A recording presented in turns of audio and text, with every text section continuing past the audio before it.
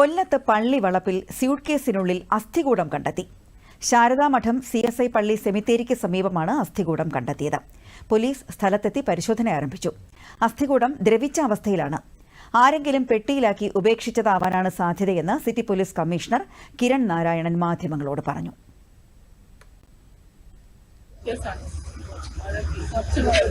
എല്ലാം പാർട്ടും ഇല്ല, ഫുള്ളി ഡീകമ്പോസ്ഡ് ആണ്. Very old. പറമ്പ് പാക്കുമ്പോഴോ അല്ലെങ്കിൽ പറമ്പ് പുതിയത് വാങ്ങിക്കുമ്പോഴോ we are exploring all angles.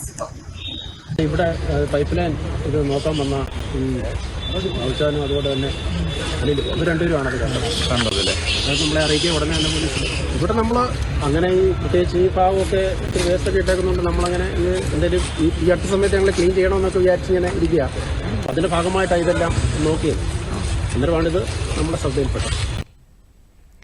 പ്ലാസ്റ്റിക്കിൽ പൊതിഞ്ഞ നിലയിലായിരുന്നു അസ്ഥികൂടമെന്നും പള്ളി ജീവനക്കാരനാണ് ഇത് ആദ്യം കണ്ടതെന്നും ഇടവക വികാരി പറഞ്ഞു.